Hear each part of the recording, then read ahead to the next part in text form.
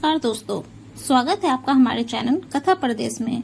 आज की कहानी है पंच नाइट, जो कि फणीश्वर नाथ रेणु जी के द्वारा लिखी गई है। तो चलिए शुरू करते हैं आज की कहानी।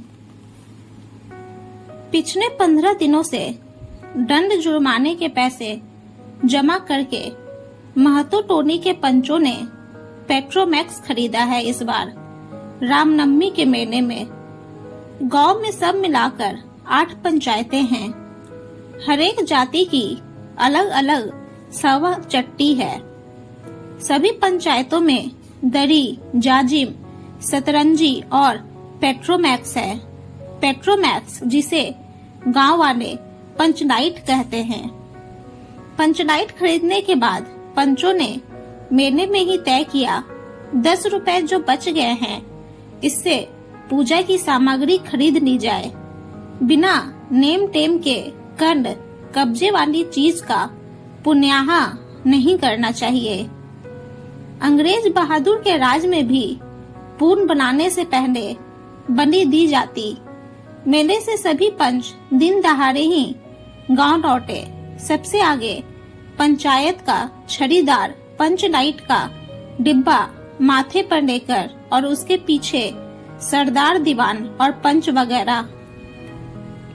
गांव के बाहर ही ब्राह्मण टोने के फुटंगी झा ने टोक दिया, कितने में लालटेन खरीद हुआ महतो? देखते नहीं हैं पंच नाइट है।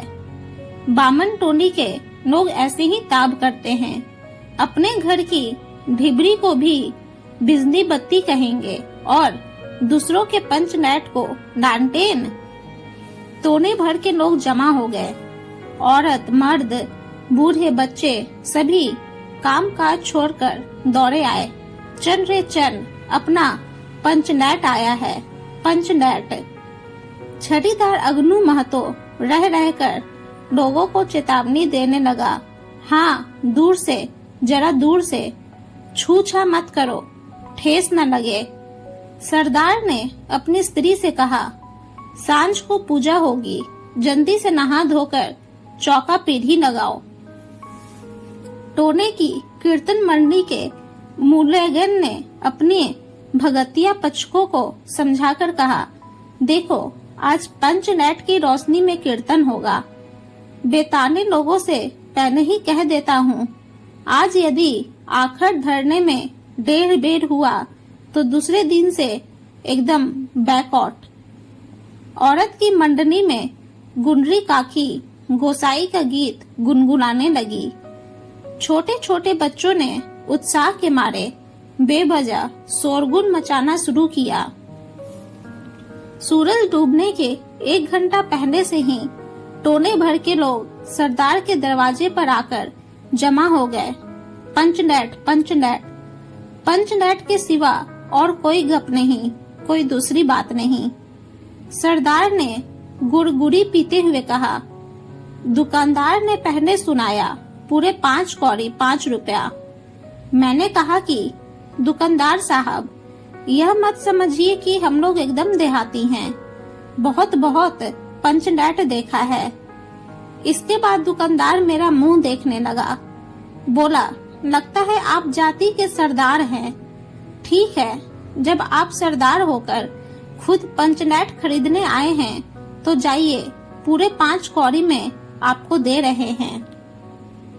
दीवान जी ने कहा, अनबत्ता चेहरा परखने वाला दुकानदार है। पंच नाइट का बक्सा दुकान का नौकर देना नहीं चाहता था। मैंने कहा, देखिए दुकानदार साहब, बिना बक्सा पंच नाइट कैसे ले जाएंगे? दुकानदार ने नौकर को डांटते हुए कहा, क्यों रे, दीवान जी की आंखों के आगे धुरखेल करता है, दे दो बक्सा। टोले के लोगों ने अपने सरदार और दीवान को श्रद्धा भरी निगाहों से देखा। छड़ीदार ने औरतों की मंडली में सुनाया, रास्ते में सनसन बोलता था पंच नाइट, लेकिन ऐन मौके पर लेकिन लग गया। रुदन शाह बनिए की दुकान से 3 बोतल किरासन तेल ले आया और सवाल पैदा हुआ, पंच नाइट को जलाएगा कौन? यह बात पहले किसी के दिमाग में नहीं आई थी। पंचनैट खरीदने के पहले किसी ने न सोचा, खरीदने के बाद भी नहीं। अब पूजा की सामग्री चौक पर सजी हुई है। कीर्तनिया लोग खोल धोन करतान खोल कर बैठे हैं और पंचनैट पड़ा हुआ है।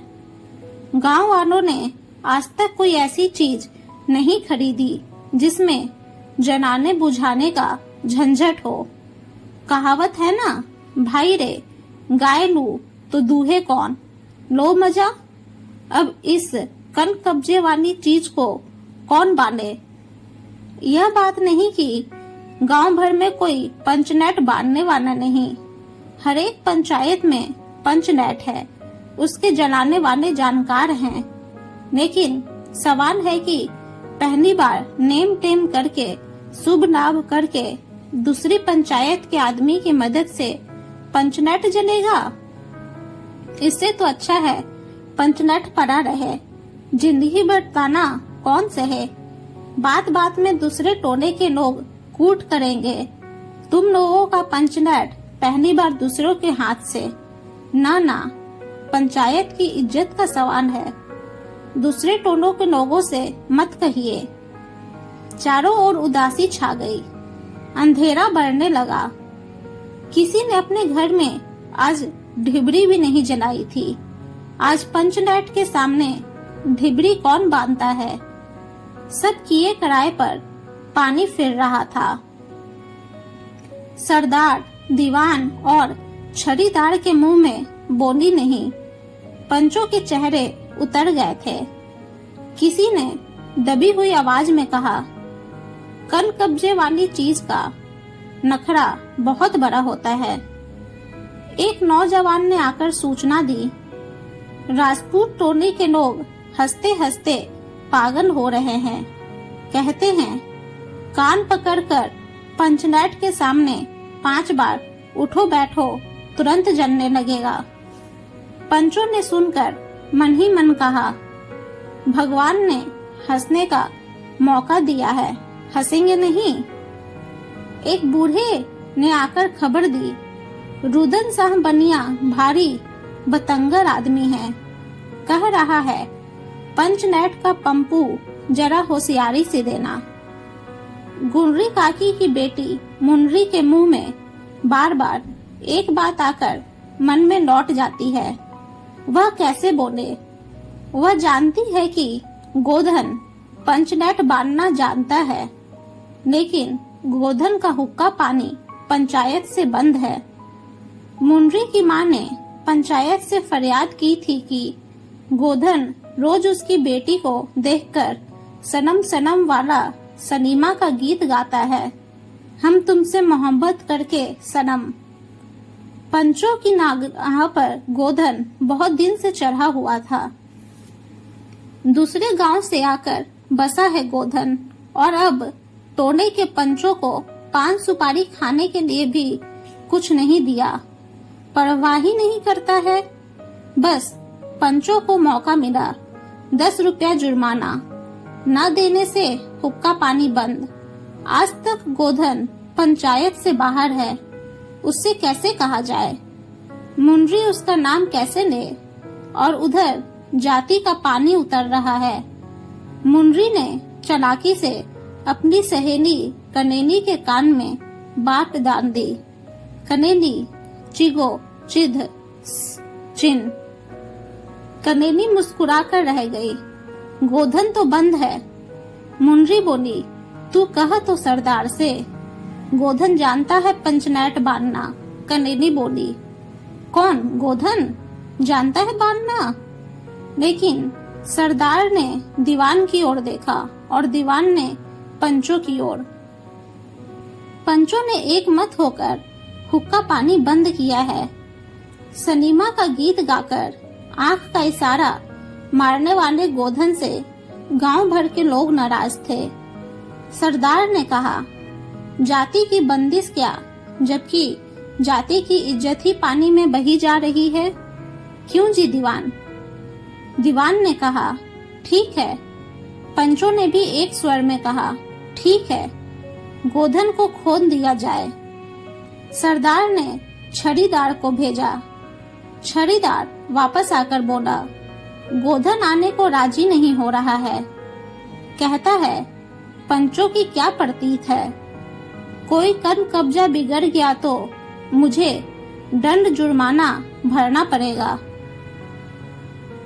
छड़ीदार ने रोनी सूरत बनाकर कहा, किसी तरह गोधन को राजी करवाइए, नहीं तो कल से गांव में मुंह दिखाना मुश्किल हो जाएगा। गुनरी काकी बोली, जरा मैं देखूं कह के गुनरी काकी उठकर गोधन के झोपड़े की ओर गई और गोधन को मला लाई। सभी के चेहरे पर नई आशा की रोशनी चमकी। गोधन चुपचाप पंचलैट में तेल भरने लगा। सरदार की स्त्री ने पूजा की सामग्री के पास चक्कर काटती हुई बिल्ली को भगाया। कीर्तन मंडली का मूनगैन मूर्छन के बालों को संवारने लगा। गोधन ने पूछा, स्पिरिट कहाँ है? बिना स्पिरिट के कैसे जने गोलो मजा। अब यह दूसरा बखेरा खड़ा हुआ। सभी ने मन ही मन सरदार, दीवान और पंचों की बुद्धि पर अविश्वास प्रकट किया। बिना बूझे समझे काम करते हैं ये लोग। उपस्थित जन समूह में फिर मायूसी छा गई। लेकिन गोधन बड़ा होशियार लड़का है, बिना स्पिरिट के ही पंचलैट जलाएगा। थोड़ा गरी का तेल ला दो। मुंडरी दौड़कर गई और एक बंसी गरी का तेल ले आई। गोधन पंचलैट में पंप देने लगा। पंचलैट की रेशमी थैली में धीरे धीरे रोशनी आने लगी। गोधन कभी मुंह से फूंकता, कभी पंचलैट की चाबी घुमाता। थोड़ी देर के बाद पंचलैट से सनसनाहट की आवाज निकलने लगी और रोशनी बढ़ती गई। लोगों के दिन का मैल दूर हो गया। गोधन बड़ा काबिल लड़का है। अंत में पंचलाइट की रोशनी से सारी टोली जगमगा उठी तो कीर्तनिया लोगों ने एक स्वर में महावीर स्वामी की जय ध्वनि के साथ कीर्तन शुरू कर दिया। पंचलाइट की रोशनी में सभी के मुस्कुराते हुए चेहरे स्पष्ट हो गए। गोधन ने सबका दिन जीत लिया। मुंडरी ने हसरत भरी निगाह से गोधन की ओर देखा। आंखें चार हुईं और आंखों ही आंखों में बातें हुई। कहा सुना माफ करना, मेरा क्या कसूर। सरदार ने गोधन को बहुत प्यार से पास बुलाकर कहा, तुमने जाति की इज्जत रखी है, तुम्हारा 7 खून माफ। खूब गाओ सलीमा का गाना। गुनरी काकी बोली, आज रात मेरे घर में खाना गोधन। गोधन ने फिर एक बार मुंडरी की ओर देखा। मुंडरी की पलकें झुक गई। कीर्तनिया लोगों ने एक कीर्तन समाप्त कर जय ध्वनि की, जय हो जय हो। पंचलैट के प्रकाश में पेड़ पौधों का पत्ता पत्ता पुलकित हो रहा था।